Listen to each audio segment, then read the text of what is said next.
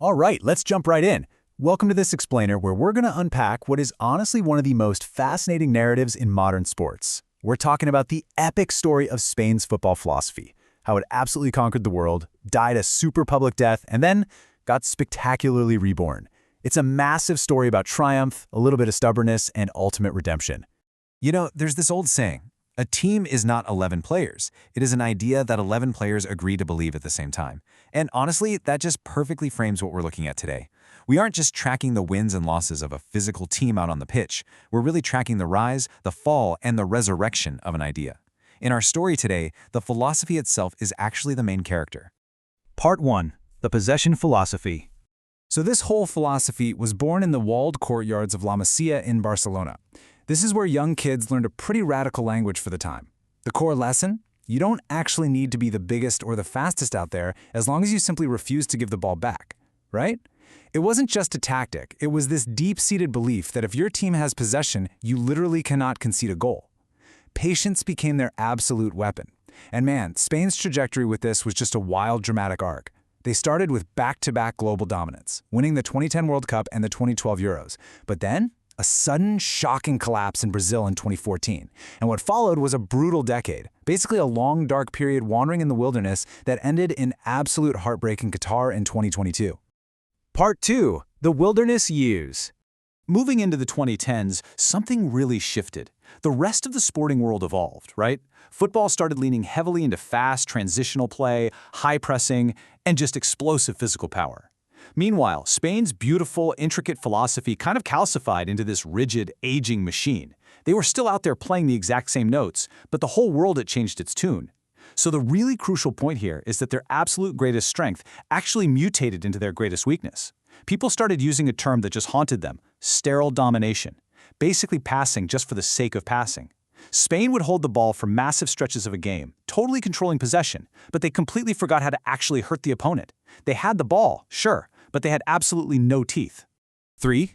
Just 3. That's how many penalties Spain took and how many they missed against Morocco in the 2022 World Cup. For a nation that totally prided itself on ultimate technical mastery, failing to score even a single penalty was just devastating. It was rock bottom. For a lot of experts and fans, this marked what they thought was the final undeniable death of the possession philosophy.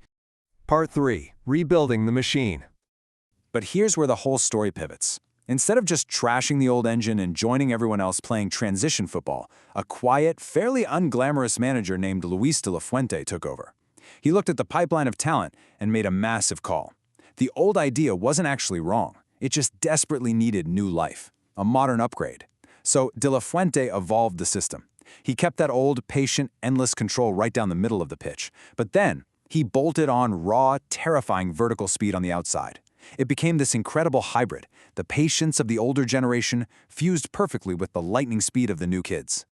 Part 4. The Spine and Wings. To really get how this works in action, we have to look at the unique architecture of this rebuilt Spanish side. It's built on a very specific division of labor that balances control with complete chaos. First, you have what we call the spine. This group carried the old possession faith. It starts at the very back with goalkeeper Unai Simon, breaking the press with insanely calm passing. Then you've got Rodri in the midfield. The guy never hurries. He just brilliantly dictates the entire tempo of the game. Just ahead of him is Pedri, finding spaces that literally shouldn't exist. And finally, Alvaro Morata up front, playing as a completely selfless shield and leader.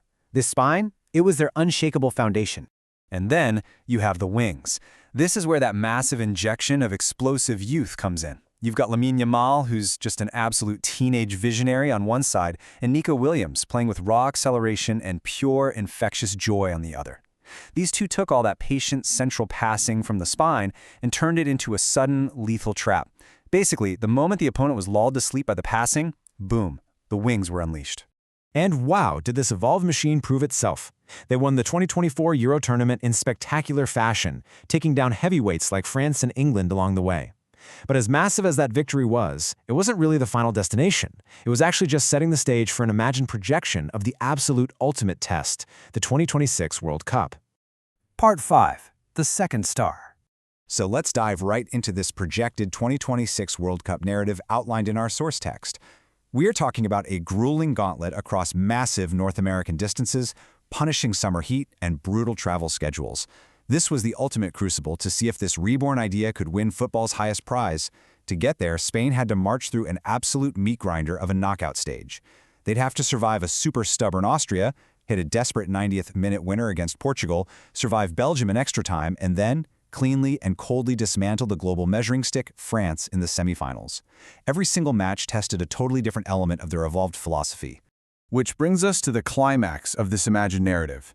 The final against the defending champions Argentina under the bright lights in New Jersey.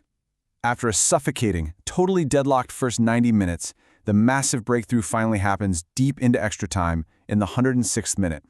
Rodri steals the ball, and it finds its way to the 19-year-old Yamal. But here's the beautiful part. Instead of shooting and grabbing all the glory for himself, Yamal does the old, patient, unselfish thing. He draws the defenders in, slips a pass to Ferran Torres, who just slots it home. 1-0 Spain. You know, the ultimate irony of this whole victory is that the second star wasn't actually won by the guys who invented the philosophy. It was won by a brand new generation. These were kids who inherited this footballing language natively. They didn't have to be taught to value the ball. It was literally in their DNA from day one. By winning it all, they proved that this beautiful idea was finally safe. It was no longer just some passing tactic. It had become a permanent tradition. As we wrap up this explainer, I want to leave you with something to think about.